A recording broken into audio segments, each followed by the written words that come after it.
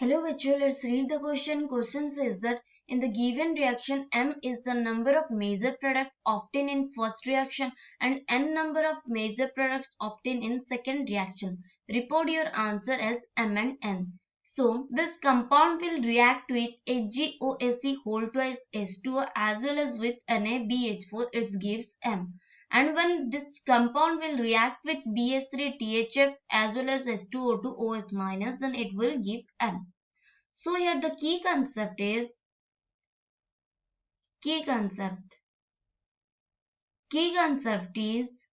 reagent and its reaction. तो एक specific reagent का एक स्पेसिफिक रिएक्शन होता है, रेदर देन दैट कोई अदर रिएक्शन वो शो नहीं कर सकता है. जैसे कि क्या होता है ना, जैसे कि अगर यहाँ पर देखेंगे ये कंपाउंड है, ऐसा कुछ है CH2 CH3 एंड यहाँ पर H एंड यहाँ पर क्या होता है HgOSC whole twice H2O and क्या ऐड करते हैं NaBH4. तो यहाँ पर क्या होता है ना, ये जो HgOSC whole twice H2O NaBH4 है, ये ऑक्सीमर्क्यूरेशन डीमर्क्यूरेशन रिएक्शन होता है, जिसमें क्या होता है ना, ये मार्कोनिकॉफ एडिशन को फॉलो करता है. तो ये मार्कोनिकॉफ एडिशन क्या होता है ना, मार्कोनिकॉफ एडिशन में क्या होता है ना, जहां पर भी लेस हाइड्रोजन प्रेजेंट होता है, मतलब कि यहाँ पर लेस हाइड्रोजन प्रेजेंट है, तो इस कार्बन पर नेगेटिव चार्ज का अटैच्ड होता है, मतलब कि यहाँ पर OH का अटैच्ड होता है.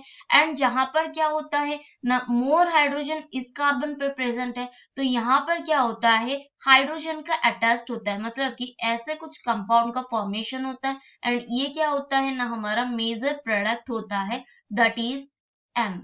देन N के केस में देखते हैं, N के केस में क्या होता है, तो ये BH3THF के प्रेजेंस में as well as H2O2 OH minus के प्रेजेंस में क्या होता है ना, OH minus as well as H plus का एक ही एडिशन होता है. तो कैसे कंपाउंड फॉर्मेशन होता है यहाँ पर, तो यहाँ पर CH2 CH3, मतलब कि जहां पर क्या होता है मोर हाइड्रोजन कंटेनिंग कार्बन होता है, मोर हाइड्रोजन कंटेनिंग कार्बन के पास H प्लस का एडिशन होता है.